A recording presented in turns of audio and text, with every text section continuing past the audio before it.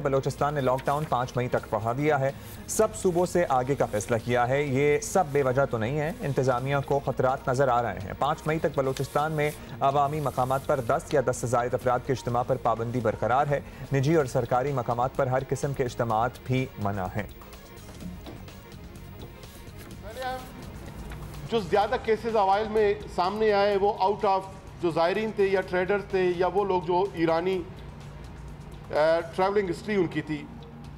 लेकिन अब कुछ ख़ुसूसन गुज़िश्ता 8-10 दिनों से हमारी लोकल ट्रांसमिशन जो है वो बड़ी तेज़ी से आगे बढ़ रही है, उसमें बड़ा इजाफा हो रहा है। आपको बताएं कि नोटिफिकेशन के मुताबिक अंदरून और बैरून शहर ट्रांसपोर्ट के अलावा मोटरसाइकिल की डबल सवारी और कार में 2 अफराद से ज़ायद की सवारी पर भी पाबंदी रहेगी।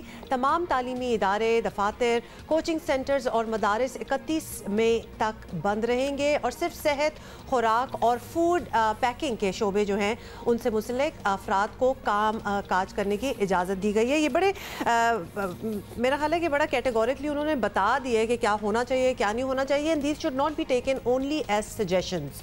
अभी हमें ज्वाइन किया बलूचिस्तान हुकूमत के तर्जुमान लियाकत शहबानी साहब ने। लियाकत साहब, आपसे पूछना चाहेंगे कि बलूचिस्तान हुकूमत ने अपनी इस फैसले पर क्या वफाक को इत्तेमाद में लिया है कि आप ये एक्सटेंशन कर रहे हैं? क्या वफाकी हुकूमत की मर्जी इसमें शामिल है? प्राइम मिनिस्टर साहब ने खुद भी ये कहा है, बारहा कहा है कि सूबे जो है फेडरल गवर्नमेंट के साथ साथ जो नेशनल नैरेटिव है, नेशनल स्ट्रेटजी है, उसके साथ साथ अपने जो मारूजी और मौजूई हालात हैं उनको मद्देनज़र रखते हुए वो फैसले ले सकती है। तो लिहाजा बलूचिस्तान गवर्नमेंट ने ये महसूस किया कि गुज़िश्ता एक हफ्ते 10 दिन में ख़ुसूसन बलूचिस्तान में जो लोकल ट्रांसमिशन है वो बड़ी तेज़ी से बढ़ी है। आज हमारे कुल केसेस हो गए 486 और जिसमें से सिर्फ 338 केसेस जो है वो लोकल स्प्रेड के हैं और बलूचिस्तान के 10 डिस्ट्रिक्ट तक ये स्प्रेड फैल चुकी है और सिर्फ डिस्ट्रिक्ट कोयटा में 268 केसेस सामने आए हैं। तो ये एक तशवीशनाक रिज़ल्ट है और हमें तशवीश है जो ओवरऑल ट्रेजेक्ट्री का बताया जा रहा है कि 10 से 15 मई तक पूरे मुल्क में केसेस की जो रफ्तार है वो बढ़ सकती है।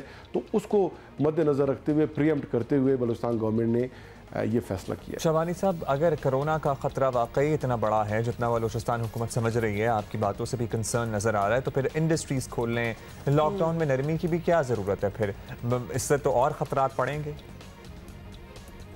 देखिए, इंडस्ट्रीज़ तो बलूचिस्तान में ना होने के बराबर हैं। बलूचिस्तान में सिर्फ अब चौकी डिस्ट्रिक्ट लसबेला का एरिया, वहाँ पर कुछ हमारे इंडस्ट्रीज़ हैं और उन इंडस्ट्रीज़ में भी ज़्यादा जो है कराची से लोग आकर वही काम करते हैं। लेबर भी मोस्टली जो है वहीं का है।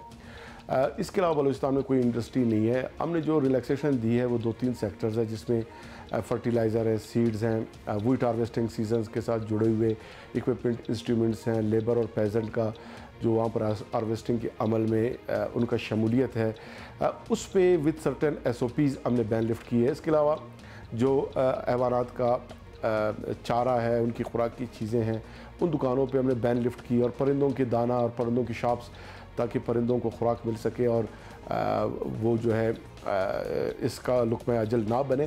तो सिर्फ उन सेक्टर्स में हमने लॉकडाउन रिलैक्सेशन किया है। और एक डिमांड हमारे अंजुमन ताजरान की तरफ से ये था कि रमज़ान के सीज़न में उन्होंने काफ़ी ख़रीदारी की है खजूर की और खजूर पड़े पड़े वो ख़राब हो जाएगी। लिहाजा इस मुतालबे को देखते हुए सिर्फ खजूर की दुकानें उन पे जो है बैन लिफ्ट किया गया। और इससे कबल भी जो रेस्टोरेंट्स हैं उसमें टेक अवे सर्विस की हमने इजाज़त दी थी, लेकिन कुछ होटल मालिकान जो है उस पर अमल दरामद नहीं कर रहे थे, उसको हमने पहले बैन किया। लेकिन अगेन उसमें हमने रिलैक्सेशन यही दी कि डाइनिंग नहीं होगा होटल्स में, सिर्फ जो है रेस्टोरेंट्स के अंदर जो टेक अवे सर्विस। शुक्रिया शहबानी साहब, और हम यहाँ ज़रूर तारीफ़ करना चाहेंगे बलूचिस्तान गवर्नमेंट की कि उन्होंने अपने तय ये फैसला किया, उन्होंने सूरत हाल को असेस किया और यही तमाम सूबाई हुकूमतों को भी करना चाहिए। और इनिशियली सिंध हुकूमत ने भी यही किया था और बड़ी जल्दी ज़रा इक़दाम उठाए थे, लेकिन अब ऐसा लग रहा है कि नरमी आती जा रही है बाकी सूबों में पर्टिकुलरली। एग्जैक्टली, बट कहना है जस्ट से कि जब लोकल ट्रांसमिशन की बात होती है ना, एक तो आप बाहर से लेके आ रहे हैं जो कि हज़ारों की तादाद में लोग पाकिस्तान आए, उनमें बहुतों को था और वो फैला, लेकिन लोकल ट्रांसमिशन जो इधर ही लोग रह रहे हैं और इधर ही आपस में लग रहा है कहीं उन्होंने बाहर ट्रैवल नहीं किया, दैट इज़ रॉन्ग। क्योंकि उसमें तो आपकी कोताही है, आपको समझा दिया गया है कि क्या प्रॉब्लम है, ये क्या वायरस है, ये किस तरह लगती है, लॉकडाउन इन प्लेस हुए, ना जाएं, दफ्तर बंद कर दिए, स्कूल बंद कर दिए, कोई वजह होनी नहीं चाहिए। और तो अभी एहतियात करें। अभी भी आप सोशल मीडिया देखें, फेसबुक देख लें, ट्विटर देख लें, ऐसा लग रहा है लोगों को पता नहीं, ये लगता है कि ये कोई अजीब सी बात है, कोई फैंटेसी की है जिसको हम बयान कर रहे हैं यहाँ पे, और अब यकीन करने को तैयार नहीं है या फिर हिफाजती इक़दामात उठाने को और अमल करने को तैयार नहीं है। तो हम बारहा ये कहेंगे, खुदा का वास्ता है, अपना ख्याल खुद करें। आगे रमज़ान आ रहा है और ज़्यादा इज्तिमात होंगे। You have to take care of your own self. आपने इबादत के लिए भी जाना है, इज्तिमाई इबादत के लिए भी जाना है, तो आपको अपनी प्रिकॉशंस लेनी है। अपनी जानमाज आप घर से लेके जाइएगा, वापस निकलते हुए प्लीज़ एहतियात।